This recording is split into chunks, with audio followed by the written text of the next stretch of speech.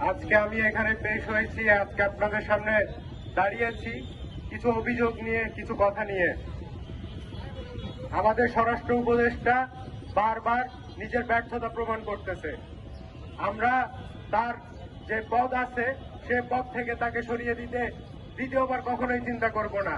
বাংলাদেশের ছাত্র সমাজ বাংলাদেশকে দ্বিতীয় স্বাধীনতা প্রদান করেছে এবং এই স্বাধীনতা রক্ষার্থে আবারও রাজপথে নামতে যে কোনো মুহূর্তে প্রস্তুত আছে। আপনারা এটা সবসময় নিশ্চিত থাকবেন যে বাংলাদেশের ছাত্র সমাজ এখনো ঘুমিয়ে পড়ে নাই। বাংলাদেশের এই ঢাকা বিশ্ববিদ্যালয়ের শিক্ষার্থীবৃন্দ যারা আছে তারা হচ্ছে সামনেও এই আন্দোলন চালিয়ে যাবে। যে কোনো আন্দোলনে, যে কোনো দেশের খারাপ পরিস্থিতিতে দেশের জন্য লড়াই করে যাবে। আমরা কখনোই ঘুমিয়ে থাকবো না, আমরা কখনোই ঘুমাই না।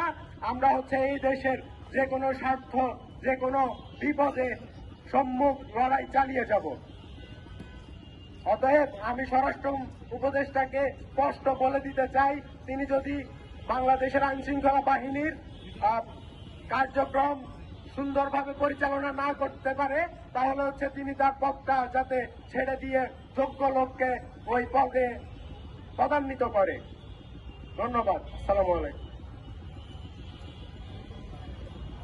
বন্ধুগণ, আপনারা শুনলেন যে প্রত্যেকেরই একটা প্রাণের দাবি এই অথর্ব অকর্মণ্য স্বরাষ্ট্র উপদেষ্টার পদত্যাগ। যেহেতু তিনি দায়িত্ব পালনে অক্ষম এবং আমরা লক্ষ্য করেছি বায়োবৃত্তজনিত কারণে তিনি ঠিকমতো কথাই বলতে পারেন না। দেশের ল অ্যান্ড অর্ডার এবং সাধারণ মানুষের নিরাপত্তার দায়িত্ব এই ধরনের একজন অথর্ব স্বরাষ্ট্র উপদেষ্টা পালনে অক্ষম বলেই বিবেচিত। সুতরাং জনতার পক্ষ থেকে কালকে আপনারা লক্ষ্য করেছেন রাতে ঢাকা বিশ্ববিদ্যালয় সহ বাংলাদেশের বিভিন্ন জায়গায় এই স্বরাষ্ট্র উপদেষ্টার পদত্যাগ এবং ফ্যাসিবাদী যে শক্তি ছিল আওয়ামী লীগ, এই ফ্যাসিস্ট আওয়ামী লীগ জুলাইয়ের গণহত্যাকারী দলের সকল প্রকারের পারপেট্রেটারদের বিচারের জন্য প্রত্যেকেই দাবি তুলছে। কিন্তু আমরা লক্ষ্য করেছি গণ অভ্যুত্থানের এই অন্তর্বর্তীকালীন সরকার সেই দাবিতে কর্ণপাত না করে তারা বারবার বলছে সংস্কার না নির্বাচন, এই কথাই তারা আটকে যাচ্ছে।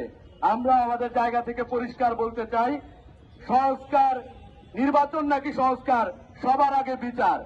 যেই খুনিরা জুলাইয়ে আমাদের উপর অস্ত্র নিয়ে হামলে পড়েছিল, আমাদেরকে রক্তাক্ত করেছিল, আমাদের ভাইকে রাজপথে শহীদ করেছিল, আমাদের বোনদেরকে নির্বিচারে হামলা করে ফিজিক্যাল অ্যাসল্ট করেছিল, তারা কেন এখনো বিচারের আওতায় আনছে না?